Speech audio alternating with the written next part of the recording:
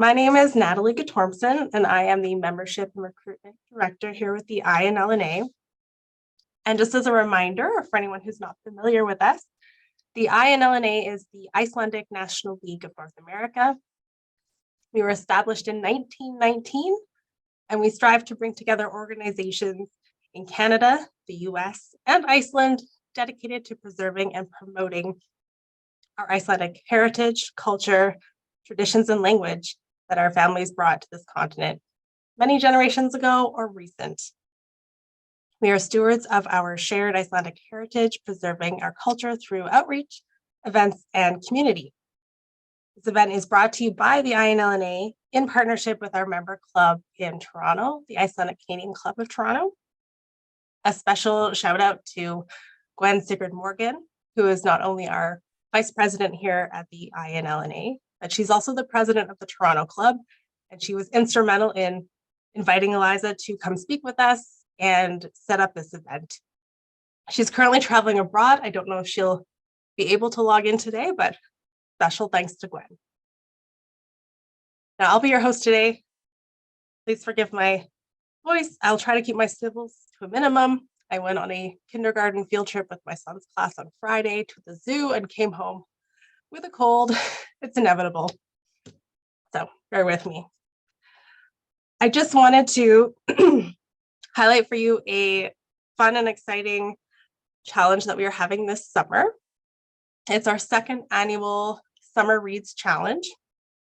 It starts July 1st, runs to September 5th. How it works is you read books and you fill out ballots and you get a chance to win a prize at the end of the summer. It is open to anyone with a connection to the INLNA. So if you're a member and your grandkids aren't, they can still participate. If you're not a member, but your parents or grandparents or a cousin is, you can still participate. All you have to do is read 5 books, write it down on a ballot form that you can get from our website, submit it to us through email, either fill it in online or print it out and take a picture and send it back to us. Any of those ways will count. At the end of the summer, we will draw a prize from each of 3 categories. There's a 10 and under for kids, 11 to 18 for young adults, and then everyone over 19. Last year, we had Nancy Marie Brown's new book, Looking for the Hidden People, as the book prize. This year, the prize is yet to be determined, but it will be on a topic related to Iceland or written by an Icelandic author or a Western Icelandic author. So full details will be coming to our website. It's up on the screen, inlofna.org/INLNA-reads. It'll be on the homepage as well, or you can join our newsletter. It's on the bottom of our website. There we go. So I'm going to stop sharing my screen now.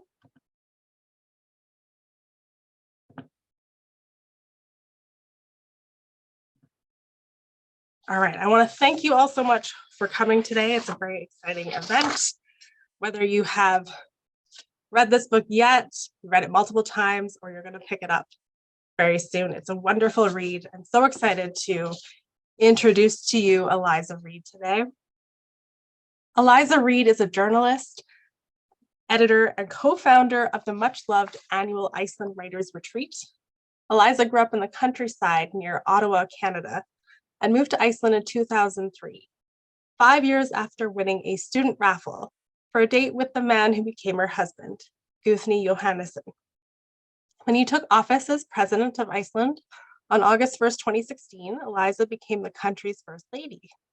In that capacity, she has been active in promoting gender equality, entrepreneurship and innovation, tourism and sustainability, and the country's writers and rich literary heritage. Being the spouse of the head of state is an immense privilege, full of surreal and wonderful experiences. And Eliza has been candid about the role, which is an unofficial position with no job description. She penned a lauded op-ed in the New York Times and delivered a TEDx talk on the topic. Her first book, The Secrets of the Sprekka, was an instant bestseller in Iceland and Canada. And I know that INLNA members helped get it there, I'm sure. We all love books from Iceland and this book in particular. It was also a New York Times Book Review editor's pick. I was recommended by other incredible women, such as Hillary Rodham Clinton, Margaret Atwood, and many others. And the paperback edition, I hear, is soon to be released. So I know we're all on mute, but if you can give a warm welcome at home quietly to Eliza Reid, we will welcome her to the Zoom floor. Hi, everybody. I am unmuted. Hi, Eliza. I hate to show up we were talking earlier, Natalie and I, about how I have a very fancy Zoom picture when I had my hair and makeup really done. And then I think I have to set the bar lower and set a really bad photo so that when I appear, it's like, wow, she looks much better than in the photo, rather than, oh, she doesn't have her hair done properly today. But anyway, It's very nice to be here. And I told her the yellow is a fabulous color, so we're all good. I see someone has their image is a picture with my husband and I there when we were in Winnipeg too. Marlene, shout out to Marlene. Yes, Marlene is another, well, she's been a board member for a long time. She recently stepped out, but she's still very active in the INLNA behind the scenes. So thank you so much for joining us this morning, Eliza. I wanted to ask you as well, where are you joining us from, Iceland today, or are you? I am. I'm back home in Iceland. We just got back on Monday morning very early from State Visit Canada, as some of you may have followed. You were just here. Yeah. Wonderful. Okay, so I wanted to just dive right into some of the topics that we have prepared, and then we'll have a chance for Q&A at the end, everyone. Great. And it's no secret that Icelanders love books and literature, and so do we Western Icelanders. We love books and writing books and supporting authors. I was curious what sparked your love for books and reading and stories. I don't know if anything sparked in particular, and I confess that I'm not of any Western Icelandic descent, but I definitely grew up in a household with a lot of books. My father is an English literature professor, and my mother stayed at home with us, and so we always had a lot of books growing up and a lot of reading, and I was always a big reader. So it's certain I can't think of any one particular moment that would have generated that, but absolutely. It's something that I've always done and that I've always been interested in. My little brother is also a full-time writer now too, so it must be in the family. Must be something in the DNA. That's wonderful.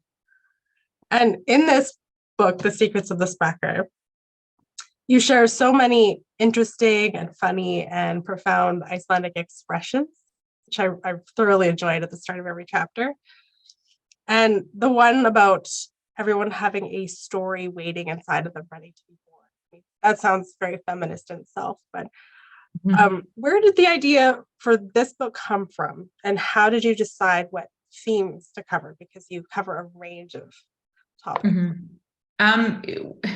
Well, it was really during the pandemic when everything sort of changed. And I worked as a journalist for a long time, and working with the Iceland Writers' Retreat for a long time. Of course, meet a lot of writers there at that event.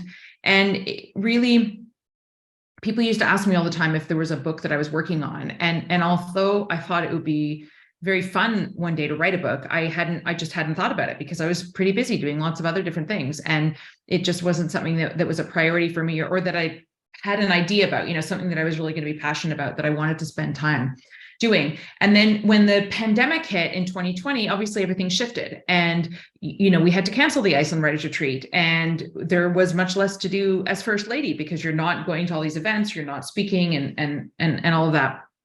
And really what I was doing was walking with my kids. We were very fortunate in Iceland that elementary schools were still open in admittedly sort of shortened time. So I was walking with my kids separately to school each day and spending a lot of time walking. And in April 2020, our former president, Vigdís Finnbogadóttir, turned 90. And when she turned 90, of course, there had meant to be a lot of celebrations, but those were all canceled due to the pandemic. And there was still a lot going on in television and interviews talking about her big contribution. And when I was taking one of these walks one day, I remembered thinking that, this is something that we are still many years after she has served as president, something that we're very proud of in Iceland.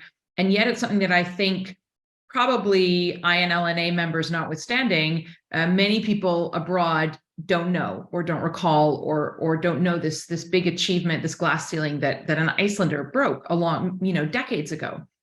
And gender equality has always been an interest area of mine. And I think Vigdis's birthday just sparked this idea that I thought I could write a story about gender equality in Iceland. And even though Vigdis sparked it, I knew I didn't want to write a history of the equality movement in Iceland. I didn't really want to look backwards. I wanted to look forwards. And I thought, because I also have a background in travel writing, I thought really what I could do is write a book that's kind of a love letter to my adopted homeland, and write a book that was written with an outsider's eyes of how I experienced it, really with the theme of gender equality and what it's like to be a woman in quote unquote the world's best country for women. Iceland has topped the World Economic Forum's Global Gender Gap Index for the past 13 years. So that was kind of the basis of what I thought of. And as I took these walks, I started thinking more and more, and I thought, well, I will just use my background experience as a writer to profile lots of different women, dozens of different women, not the Vigdises and not Björk, the singer, and the really well-known women, but people that we don't know very well, both because it shows us that we all have interesting stories to tell, but also because it maybe provides a different perspective on Iceland, on what we are doing well when it comes to gender equality, but also what we can be doing better at. And really just interesting stories that I hope that people, remember later on. So that was how it all started. And then as I did those walks, I just, started brainstorming different ideas and different themes and aspects of society that I thought it would be important to cover.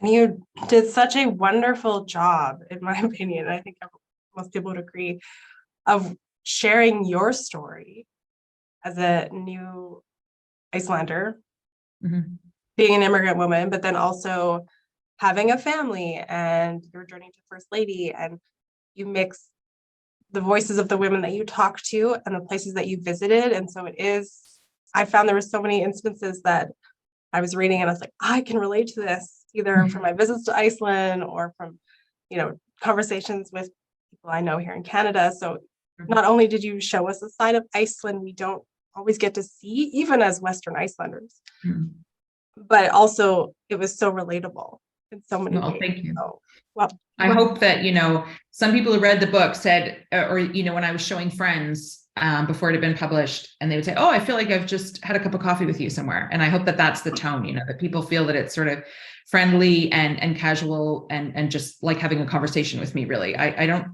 think it'd be very interesting to write a book that was just full of data and statistics. And I needed some of that to back up the information, but really I wanted it just to be in a very sort of informal and down to earth tone. Absolutely. You nailed it. And then my next question was, I was just curious about the book writing and the publishing process in Iceland, because we've all heard that it's such a rich culture and there's the book list and the book flood at Christmas time. So was it hard to get your book idea published, or was it easy, or how was it? Well, mine was a bit different because I wrote the book in English. So, and it was really written, I want people in Iceland to read it, but it was really written in a sense, first and foremost, with a foreign audience around. I explain a lot of things that I think you wouldn't need to explain if you were born and raised here in Iceland. So the process, the practicalities of getting a book published are much more, were basically as if I were in Canada than if I were in Iceland, where it functions differently. So I needed to get an agent and then write a book proposal and sell the book proposal. And so I was I was very fortunate in many senses. And after I had this idea from walking, I've met one literary agent in my life, and she is my brother's literary agent. And so I wrote to her and I said, I have this idea for a book. And I linked to an op-ed piece that I'd written in the New York Times a few years ago about the role of the First Lady. And I knew that, I think she had shared it on social media at the time when it came out. So I knew that she was aware of what I'd done. And I just in a little succinct email said I said I had this very rough idea, and is this something that you think there's a market for? And she emailed me back right away and was very interested. So the process of actually getting a literary agent was quite quick for me, and I know that is not, it's usually not the case. So I was very, very fortunate with that. And then the next step was writing a book proposal, which I found very daunting. But, again, it was the pandemic. I knew I better just get on with it, because we all thought the pandemic was going to last like 6 weeks or something, right? So I thought, well, I better do this now, because in a couple of months, everything will be done and we'll all be back to it. And I also didn't want to tell anybody that I was writing it until I knew for sure that I'd sold it. So I wrote a couple of sample chapters. I wrote an outline, and we submitted it to editors in July. And then then you hear back from editors, and some people like it and some people don't like it. And then once I got a book contract, then I was contractually obligated to write the book. So that's how that started. And then I sold it, in translations as well. So you can see behind me, these are some of the ones that have been published in other languages, but the Icelandic translation actually came out before the English language version, and that is because of the Christmas book flood, the Jólabókaflóð, where most of the books sell before Christmas. And so they got special permission from the main English language publishers to be able to publish it in Icelandic first. And I wrote a special foreword to that edition as well. Oh, fantastic. You mentioned that the ideas came while walking, and it just made me think that some of the best ideas come when you're not trying to have the ideas, and wanderers love walking. So I wonder if there's a correlation between all the hiking and walking and the great books. I don't know. Maybe, but as you say, yeah, it's very hard to sort of say like, okay, I'm gonna, think of my next book idea between 9 and 11 on Thursday, and then that'll be done. Absolutely. Okay. And it's impossible to pick a favorite conversation, because there were so many different people that you talked to and their experiences, and they interweaved between themes. I loved at the end where you mentioned, if I didn't talk to this person on this topic, I could have easily featured this person. And there's women and others working in Iceland for change, both in small and major ways. And I was curious, I wanted to just ask you, you mentioned that you've always had a passion for gender equality. Did you have any role models in your youth that really inspired you? I come from a family of really strong women who, even though I was raised in a very sort of traditional family with traditional gender roles, that my dad went out to work and my mom stayed at home, and, I was taught to iron and my brothers were taught to take out the garbage. And, but I was never raised in any way to think that my gender was any kind of limit to what I could do. And my grandmother, for example, was a nursing sister in the Second World War. She was in Italy and North Africa, and she used to speak a lot about her experiences during the war to school children. My other grandmother was also a nurse at a school. So they were both, working, even though, that was in the 50s and 60s and all of that. And so, yeah, I think I had very strong female role models throughout my family growing up. And it's just been an area that's interested me. I've always followed politics a lot and current affairs, and I was always interested to see, when women were running for office or doing something else. And I think when I was younger, I didn't realize how important that is to have role models in different areas of society, because I think I was fortunate enough that I just thought, I could do whatever I wanted to do. But I think the older I get, the more I think that having role models is really important. And it is important to kind of diversify who it is we're seeing serving in whatever capacities, in whatever facets of a society. Awesome. I know when a lot of us love genealogy, and as I learned about my ancestors that came here from Iceland, I was so blown away by the women and their courage and their strength. And so I know a lot of people, probably in this room, can think of many strong female role models from their life or their family tree. Yeah. And okay, this is kind of jumping around, but I do want to ask this question because some of us have visited Iceland, some of us haven't, and we've spent various amounts of time. So I was curious, is there something this is from the book club questions at the end of your book that spoke to me was, did you find something really surprising about Icelandic society once you moved there? Now, I've moved here 20 years ago, so it's so hard to remember in a sense what, was surprising then versus surprising now. It was very dark in the winter, and it still is. I think that's the hardest thing. I mean, I guess I knew that it was going to be like that, but and there is, I wouldn't say a major thing, but there's always tiny little societal things, and maybe that's surprising, is that you think that there won't be anything that different, and then a few things crop up that are quite different. And the only example I can think of is that example that I mentioned at the beginning of my book when I talked about when we were invited to christening, and before we were going, I said to my husband, "Well, let's just stop at the liquor store and get a bottle of wine." And my husband said, "It's a child's baptism." And he was just shocked. And I said, "Well, it's not for the baby. It's just to have, to wet the baby's head. Like where I grew up, you would always have a toast and do this. And in Iceland, you would never have alcohol around events to do with children." And he just looked at me like, "Oh, you're who did I marry?" And I, it's just a tiny little thing, of course, that I was just, he thought I was nuts, and I thought he was nuts. Yeah, that's funny. Having spent, for those who don't know me, I did spend 2 years there. My husband was studying at the university, and it was right during the pandemic. And there were lots of little things that I thought, I know about Icelanders because I'm a Western Icelander and we studied them and I have family, but there'd be little things too that I'm just like, oh, wow, I didn't know that this was a thing. Okay, I'd like to, you have to give me one example now. I know that you're not the one being interviewed, but now I'm very curious to know if you can think of any. Oh, as I asked you, I'm like, I don't have any examples, but I think the hardest one for me was, I related to a line in the book where you talk about, people who are celebrities in Iceland, you don't interact with them the way we do here in North America. And so when you see someone that you're like, and you want, it's like we saw Bjork a few times on the street, and inside I was like, oh my God, it's Bjork. But then you have to just be calm and cool because you don't want to be that person. And especially during the pandemic with the lack of, you really don't want to be that person. Yeah. But, and again, from different times, like I was surprised on how digital everything in Iceland is. Like to access any records, it's connected to your phone and it's so secure. And then moving back to Canada, it's like, oh wow, things are so different. I only need to take my phone when I go anywhere. I've got everything on my phone. My driver's license, everything's on my phone. Yeah, it's amazing.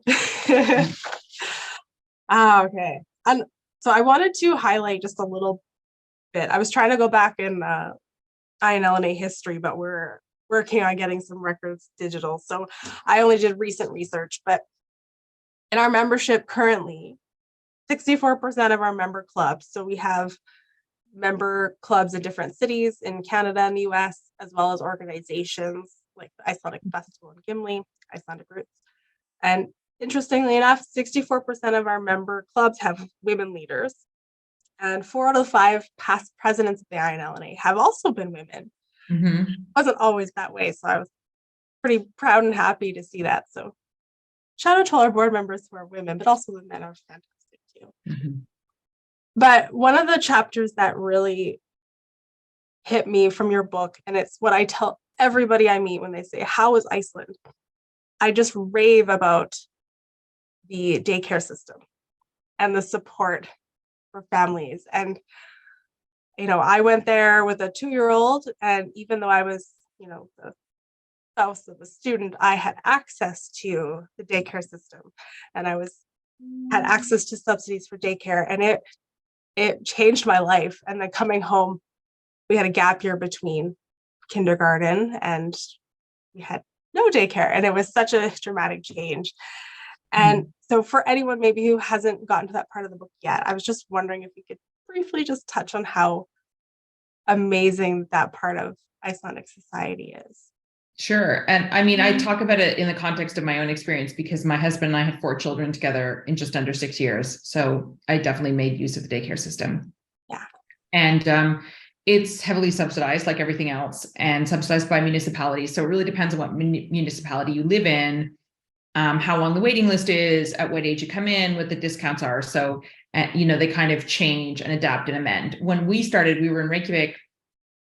And when our kids started in the system, you generally sent them to a childminders first from whenever your the parental leave ended, which was around the age of 1, and then they would get into preschool at around the age of 2. So there was kind of this bridge time when a childminder would look after people in their home, and that actually costs quite a bit more than the daycare. And so it depends on the community. Whether you do that or go straight to daycare. But once we had our second child in the system, the child was 75% off, and then the third and the fourth were free. So we just paid for their food. And so if you have kids close together, that's even more beneficial. But they're all, as you said, quite a high standard. And our kids at least were very happy there. And they're called leikskólar, which means play school. So again, the emphasis is really on play and social interaction rather than, say, knowing all your times tables or knowing how to read before you start school or something like that. And again, areas where we're always having dialogues about how we can improve or pay better salaries or all of that, and that's really important and healthy to have discussions about constant improvement. But like you, I've said many times in interviews that I'm sure we wouldn't have had 4 children if we'd lived in Canada, because we couldn't have afforded it. Yeah, absolutely. And just the fact that, I don't know if it's the same in every municipality, but the one that we went to, and then when I did the Snorri program, as the summer, I was a volunteer in a play school in Reyðarfjörður. And so I got to see, and I was just blown away about that. The kids get good meals, they get breakfast, they get lunch, they get snacks, and the emphasis on play. And it was amazing. And at that point, I never dreamed I would, with my own child, that would get to go to play school for a short time, but I felt really lucky. I mean, if anything, there's almost like a stigma against, if you don't send your kids to preschool, I've also encountered people, mostly foreigners, who say, well, I would like to stay at home with my kids until they're 4 or 5. And that can be more challenging here because there's no other activities. So if you have a 3-year-old at home, I mean, there's nothing to do with them during the day. There's no organized clubs, or because they're mostly all in preschool. So it can kind of be a challenge, in the other way. Yeah. There's always room for improvement, right? Every way. Yeah. And not my favorite part, but I really loved how you concluded the book, because it was a very inspiring call to action. And I don't know if is it a secret how you end it, or can we spoil it? Well, you have to decide. I mean, I don't want people have to still buy the book, But you'll be knowing who the murderer is. Get to the end. No, I want people to read it. So fantastic. You can just say that it's very inspiring and worth reading. It's very inspiring, and it will hit you, and you'll say, "Oh, of course, this is the secret." Well, do you have? I know this is a huge question, but do you have any advice, for anyone who is wherever they are and they want to make a difference in their community? A lot of the people you talked to had inspiring stories that we can learn from, but do you have any specific advice on not easy, but next steps for any of us who want to make a difference, either with our INLNA community or the communities we live in? Well, I think that one message that I hope comes throughout the book is that we're all role models in some way. And so it's really up to us whether we want to be positive role models or negative role models. And, you talk about tips if we can make a difference. We make a difference because we all make a difference. We all have an impact in our places of work and our places of worship and our schools and our families and our communities. And so we are all making a difference and having an impact. And really it's maybe just being cognizant of that and hoping that we're doing it for a positive reason. If I wanted to expand on that a little bit, I would also say maybe to be aware of helping to shine a light perhaps on areas or people who maybe don't have such a wide an impact, to show, and it's something that I do. For example, I'm an immigrant in Iceland and I speak Icelandic with an accent and I make mistakes when I speak. And for me, it's very important when I'm doing events here in Iceland to do that and to make those mistakes, to show people both people of foreign origin and people who are born and raised in Iceland, that just because I speak with an accent and I'm an immigrant doesn't limit me to just talk about immigrant issues. And I have something important to say. And I hope again that if we have an opportunity to kind of to amplify the voices of other people, I think that's very important. And to do with the women who I interview in the book, I hope kind of another message that comes across as well is that as it relates more specifically to gender equality, that to work towards a more equal world, which I hope we all realize is something that benefits everybody. It's not something for women or just to improve the situation for women. It's something that benefits people of all genders. Then to work towards that, we really just need to be cognizant, but we also don't need to put a label on ourselves. We don't need to go and protest every single week. We don't need to call ourselves feminists, or we can just be living authentic lives. And I think that helps too. And really just being aware of that diversity as we're going through life, and I talk about that when I talk about arts and culture and sports, for instance, how we're consuming these things with an eye to diversity and gender balance. That is fantastic. We can all make a difference in some way or another. Mm-hmm. And I think you are a wonderful role model. But I think you're a shining example of how it is possible to learn Icelandic. And it's okay to have an accent. It's okay to make mistakes. I've had many conversations with fellow Western Icelanders about the struggle of wanting to learn and how, we have a block on how difficult it can be. And it's like, well, there's I've met other newcomers to Iceland who have learned it and are speak very, very well. And some have, their accents, but it's a shining inspiration that it's possible to learn it no matter who you are. Mm-hmm. Mm-hmm. Yeah. I just wanted to throw that in there too, because we're passionate about language. We're hopefully going to have a Icelandic classes in the fall. So stay tuned for anyone who's interested in that. Mm-hmm. And the last thing that I wanted to ask before I open it up to some questions and comments is, as you did the research and interviews for the book, was there anything that you learned that took you by surprise or was particularly interesting, inspiring? Well, one of the people I remember, when I was trying to choose people for the book, it was to make different points. And I think I never want to shoehorn what people are going to say into something. I know as somebody who is often interviewed by people, I really don't like it if someone is clearly like written a story in their minds already, and they're just interviewing me to fill in the quotes within whatever it is that they've already written, and if you don't say exactly what they're expecting, then they kind of want to fit it in somehow. So I would maybe answer a question. They'd say, oh, but wouldn't you actually say that the result of this was because of that? And I'll say, no, not really. And then they don't know what to do because they've already written the story, And so even though I thought, well, interviewing a person in this role will maybe cover this aspect of society or not, I wanted to make sure that I approached each interview with an open mind. And I did want to be able to highlight some of the challenges, some of the problems that we have. And there's a woman I interview in the book called Elín, who is a search and rescue volunteer. And anybody who's visited Iceland know that our search and rescue crews are everyday heroes here. And it's all voluntary led, and they do all kinds of different work. But there's actually a relatively small percentage of women who run each local search and rescue chapter. So I interviewed one such woman who runs the Brauk search and rescue crew, which is just outside of Borgarnes, about an hour from Reykjavik. And I thought before I spoke to her that she might speak to maybe a kind of bro culture, or a culture where, because it's such a physically demanding job, that she might have been hazed or might not have been welcomed so much in this environment. But she actually said, it was the most gender blind organization she'd ever been a part of.